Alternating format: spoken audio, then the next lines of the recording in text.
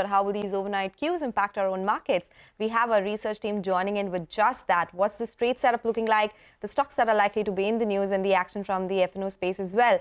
A very good morning to all of you guys. Hormaz, let me come across to you first up. What is the market setup looking like today?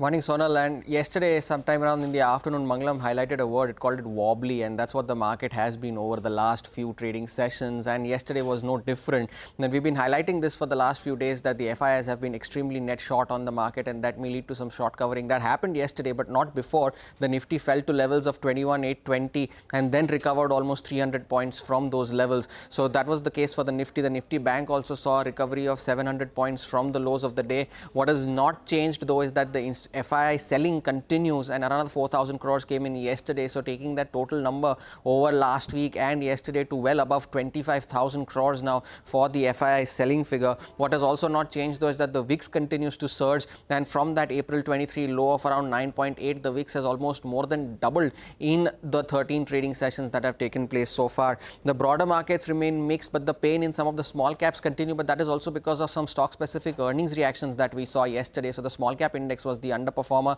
The mid cap index did well for itself, but among the sectoral indices as well, the pain was seen in auto and in PSU banks, which were the big underperformers yesterday, despite did not participate in that market recovery from the lows of the day. Some earnings reactions will continue today. JSPL, DLF, Sanofi reported numbers after market hours, so they'll react to results. The earnings today, it's an earnings heavy day. Bharti Airtel reports numbers today, as does Colgate Palmolive, Siemens, Bharti Hexacom also comes out with numbers, the new listing, along with stocks like Shree Cement. The handover from Wall Street is pretty flat, but then we have been indifferent to global cues over the last 8 to 10 days, so that might continue today as well. And the GIFT Nifty is indicating a slightly positive start, but the question is, will it sustain or not? Back to you. That remains the question. Thank you so much, Hormaz, for joining us with all those cues. Now let me go across to Upasna. She will list out all the stocks to watch out for in today's trading session. Good morning, Upasna.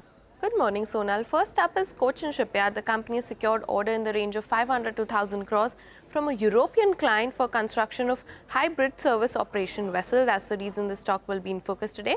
Next up is RVNL. The company has received letter of acceptance worth 239 crores from Southern Railway. Next up is Vedanta. The board meeting is scheduled to be held on 16th of May, mainly for raising of funds. Next up is Shriram Finance, the company to sell its housing finance subsidiary, that is Warburg Pincus, for almost 4,630 crore rupees. That's the reason even this stock will remain in focus today. In terms of earnings, Sanofi reported its numbers after market hours yesterday. The revenue was down almost 74% on a Y-on-Y basis. Margins stood at 30% versus 28.2% on Y-on-Y basis. Next up is JSPL. The revenue was down almost 1.5% on a Y-on-Y basis, and margins stood at 18.1% versus 16% on a Y-on-Y basis. Next up is Chalet Hotels. The revenue was up 24% on a Y-on-Y basis, and margins stood at 43.7% versus 45% on a Y-on-Y basis. And lastly, DLF also reported its numbers. The revenue was up 47% on Y-on-Y basis. While coming to bookings, there was a dip in bookings, both sequentially as well as on Y-on-Y basis, mainly due to the high base. Okay, all right. So thank you so much, Upasna, for joining us with all those details. Those are some stocks on our radar. Let me go across to Mangalam finally. He's joining in with all the cues from the F&O space. Hey, Mangalam.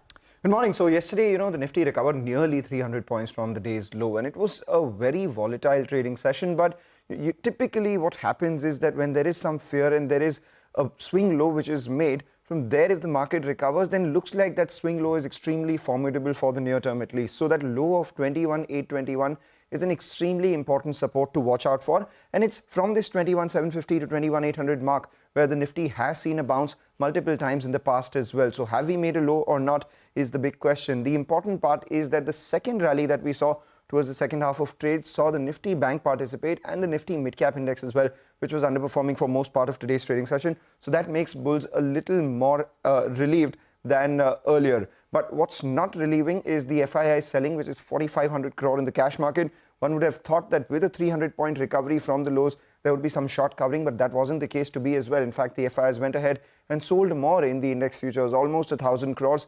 Added 16,000 longs, but added nearly double the short contracts out there as well. So as a result of which the FII long exposure, while it is at 34%, the net contracts at 1.7 lakh shorts are some among the highest that we've ever seen on the indices. So at some point this will give. When that point comes is something that we'll all have to keep an eye out on. For the Nifty, the 22,100 put saw a fair amount of writing for a premium of 100 rupees.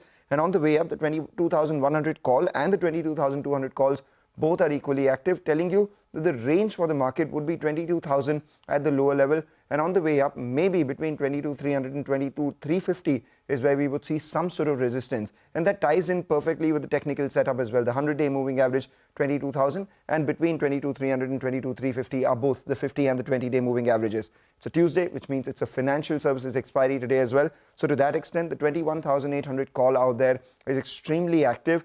The Nifty Financial Services is close to 22,250. So there is a bit of an uptick out there. A lot of long positions added on names like Siemens ahead of numbers yesterday. The stock did well.